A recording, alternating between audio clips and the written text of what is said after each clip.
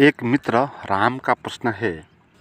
गुरुजी, मन में एक प्रश्न आता है कि अगर हमें प्रयासों के बाद भी मुक्ति नहीं मिली और जीवन दुख में निकला, एक व्यक्ति जिसको मुक्ति से कोई मतलब नहीं है, जीवन में कमाया, भोगा और खुश रहा, तो इन परिस्थितियों पर लगता है कि मुक्ति के पीछे भागने वाला तो बेचारा दुख झेलता रहा और मर गया।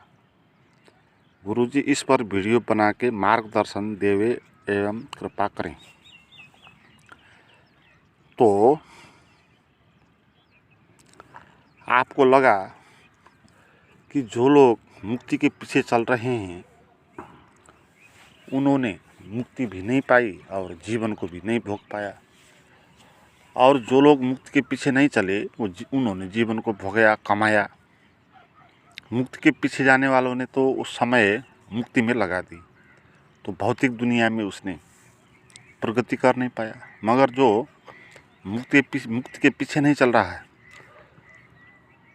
वो उसके पीछे चल गया, धन दौलत पद प्रतिष्ठा के, और धन बहुत कमा लिया, और उस धन से जो भी सुख होता है उसका वो भोग करता है। तो इधर कहे मुक्ति के पीछे वाले उस बेचारा ने तो न मुक्ति का अनुभव पाया, न ही धन पैसा पद इत्यादि इन चीज़ों को भोगा। तो ये क्या बात हुआ? मुक्ति के पीछे जाने वाले तो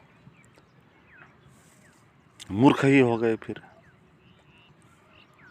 मगर ऐसा है तो ठीक ही है, फिर मुक्ति के पीछे जाना नहीं। अगर ये बात सच है तो मुक्ति के पीछे जाने वाले लोग पागल हैं, अनाहक में ही बेकार की बातों में उलझ गए। और भोग के पीछे जाने वाले बहुत विद्वान हैं, बुद्धिमान हैं, क्योंकि जीवन को भोगा, कमाया, बनाया, तो अहंकार की तृप्ति भी हो गई, दूसरों के आगे श्रेष्ठ भी हो गए, तो एक अहंकार का मज़ा आया।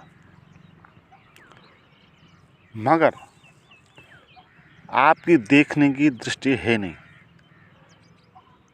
आम लोगों की जो देखने की दृष्टि होती है बहुत उथली होती है, वो बाहर से देखते हैं।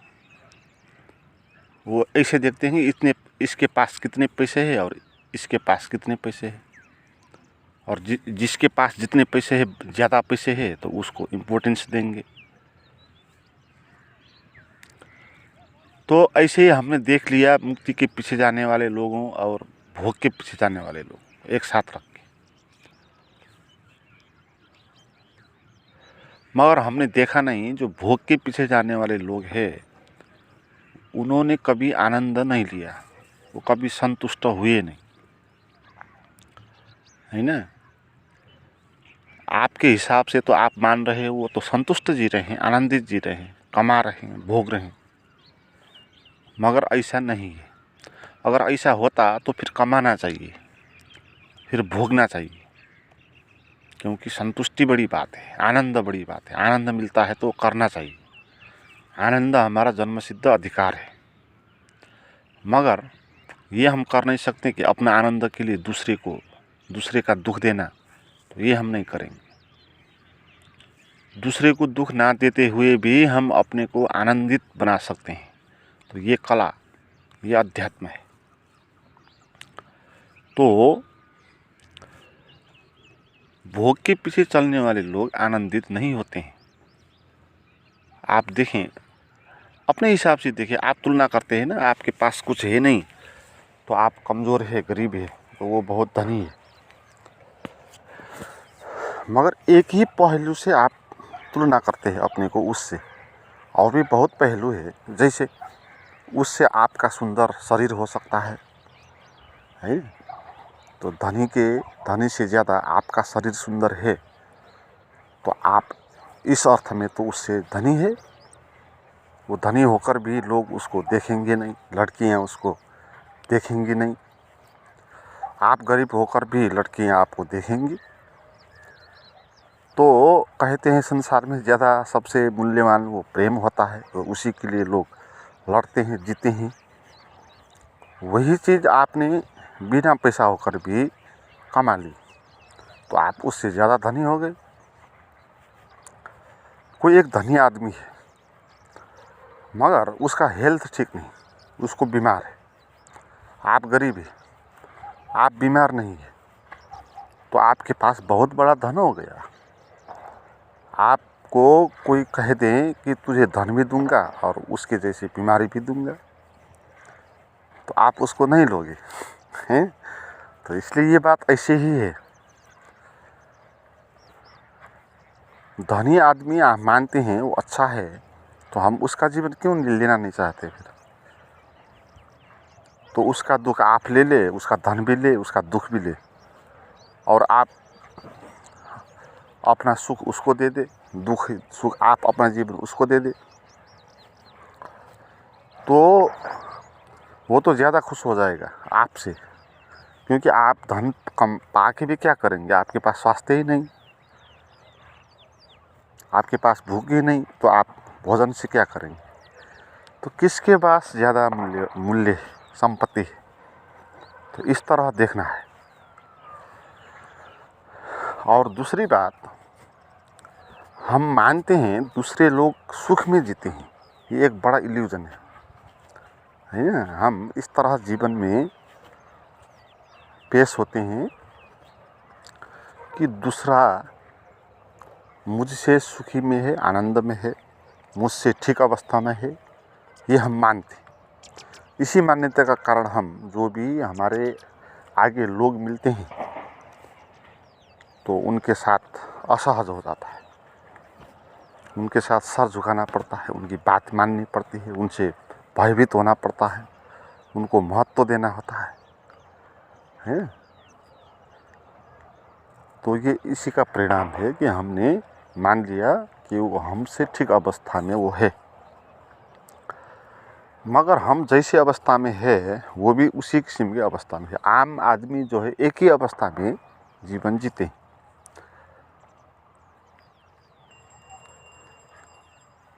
तो हमको लगता है जिसके पास कार है, महल है, सुख सुविधा है, वो लोग और मज़े में होंगे, हमसे ज़्यादा तो होंगे ही, हम इस तरह सोचते हैं।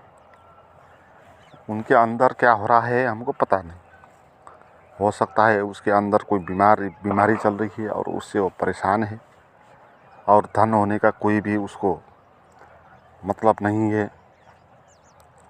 तो जो जिस धन को देखकर आप उसको कहते हैं सुखी है, तो उसको पता नहीं होगा वो बात, वो तो अपना दुख और तनाव से ही पीड़ित हो रहा होता। तो हमने मान लिया कि ऐसे लोग सुख में जीते हैं। हाँ, ऐसे भोग करके लोग खुश हो सकते हैं, यही जीवन का मार्ग होता तो ऋषि मुनि संत इत्यादि जो हुए वो इस बकवास में मत पड़ते या इसकी शिक्षा कभी नहीं देते।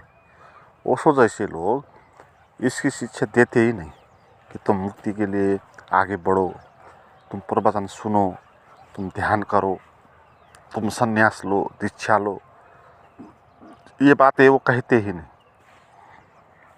क्योंकि ओशो जैसा वैज्ञानिक तरीके से और सत्य को प्रतिपादित करने वाला है नहीं। तो ये ऐसे पागल नहीं है जो मुक्ति की बात करते हैं ना। उन्होंने जीवन को देखा है, उन्होंने जीवन को भोग कर भी देखा है, और जीवन को भोग कर कोई भी संतुष्ट होता नहीं। सिकंदर जैसे लोग संतुष्ट कभी मरते नहीं, वो जांचा गया, परखा गया। और आज भी तुम थोड़ा गहरे जाकर देखो, क्या प्रतिष्ठित धनी ऐसे लोग सत्य के निकट होते हैं,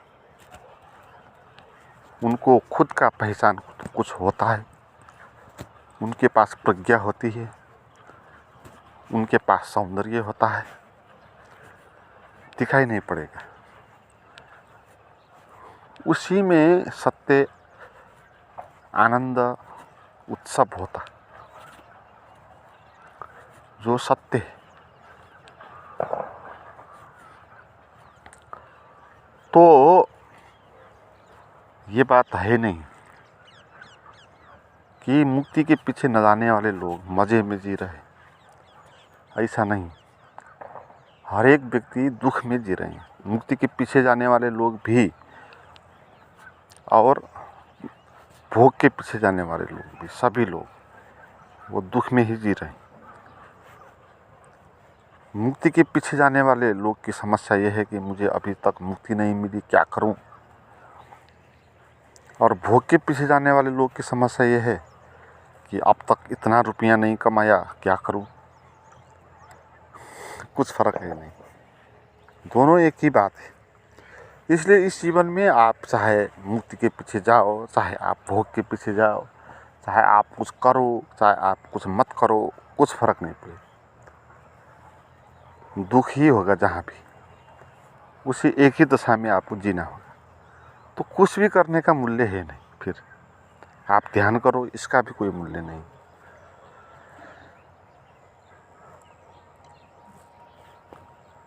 तो और ज़्यादा की मांग है मुक्ति में, तो वो असली मांग नहीं, ज़्यादा की मांग नहीं होनी चाहिए। और मुक्ति के पीछे जाने वाले लोग अगर ज़्यादा मांग करने लगे, बोलने लगे कि मुझे मुक्ति चाहिए, तो फिर वो भी सांसारिक ही हुए। मगर फिर भी सांसारिक लोग से ज़्यादा ऐसे लोग ठीक है, क्योंकि कम से कम ये लोग थोड़ा मुक्ति की बात तो करते हैं, उसका थोड़ा प्रचार तो करते हैं, थोड़ा उसमें उलझते ही रहते हैं, भूल नहीं जाते वो बात। इस जन्म में नहीं हुआ तो किसी जन्म में होगा। तो अनकॉन्शियस में बात तो जा रही, प्यास तो उठ रही है। तो सत्य में कहें तो भोग के पीछे जाने वाले लोग से ज़्यादा मुक्ति में जाने वाले लोग फायदे में है ना। सुख दोनों को ही नहीं हो रहा है, दोनों ही बंधन में है, पीड़ा में है, और ज़्यादा की मांग में। फिर भी जो मुक्ति के पीछे जा रहा है उसकी पॉसिबिलिटीज है कि कभी उसको मुक्ति का अनुभव भी हो जाए। ये पॉसिबिलिटी है, जो आगे चला है पॉसिबिलिटी है, वो लक्ष्य तक पहुंच सकता है। गलत रास्ते ही क्यों ना चले, मगर कभी न कभी उसको वो मिल सकती है, वो संभावना बनी ही रहेगी। हर जगह से वहाँ तक चलने का रास्ता होगा ही, मगर जो चलेगा ही नहीं उसकी कोई भी संभावना नहीं बचेगी। तो जो मुक्ति के मार्ग पर ऐसे चलने की कोशिश करते हैं, इसमें समय देते हैं, श्रम उठाते हैं, तो इसमें मूल्य देते हैं, तो ये एक अच्छी बात है। इसको इस तरह लेनी नहीं चाहिए कि हम तो ठग गए और जो भौतिकवादी लोग हैं वो मज़े उठा रहे हैं। हम तो न इधर आकर मुक्ति मिली, न वो भौतिक दुनिया का आनंद भी मिला, माया मिली न राम। तो ऐसी सदियों से अनुभव, ऐसा अनुभव होता आ रहा है। आपका ही अनुभव है नहीं, ये मानव मन का एक अनुभव है ना। इसलिए ये मुहावरा है, माया मिली न राम। राम को खोजने के लिए चले थे, राम को त्याग कर, काम को त्याग कर, तो बाद में न राम ही मिला, न माया ही न मिली, उसको ही भोग नहीं पाया, समय निकल गए। माया थी पास में, बहुत सुंदर थी, लुभावनी थी, उसको भोगना था, मज़ा था उसमें। हमने ये सोच लिया कि इसको बाद में भोगेंगे, पहले मुक्ति क्या है उसको जानूं। तो हम मुक्ति को जानने के लिए लगे। बाद में वो माया दूसरे के पास चली गई, दूसरे ने मज़ा ले लिया उसका, तो आपने उसका भी मज़ा ले नहीं पाया, मुक्ति का अनुभव भी आपको हुआ नहीं। तो ऐसा अनुभव ये माइंड को होता है, मगर ये झूठ है। माइंड झूठ में जीता है। वो झूठ का आधार ये है, वो मानता है कि जो मुझसे के पीछे नहीं जाते हैं, जो भोगवादी है, धनी है, उनका जीवन आनंदित हो रहा होता है, उससे अच्छा हो रहा होता है जो मुक्ति के पीछे जा रहा होता है। कंपैरिजन करते हैं। तो मैंने आपको बताया जो मुक्ति के पीछे जा रहा है उससे ज़्यादा लाभ हो रहा है गहरे में। तो मित्रों, निर्धक्कता के साथ जिस रास्ते पे आप आगे चले हो, जिस नॉलेज को जानने के चाह आप पे उठी है, उसको रोकना नहीं चाहिए और आगे बढ़ना चाहिए। कुछ मित्र मेरे प्राइवेट गाइडेड मेडिटेशन की वीडियो करना चाहते हैं तो बहुत लाभप्रद होगी। आप उसके लिए मुझे चैट करें, उसका नंबर और लिंक डिस्क्रिप्शन में दिया है।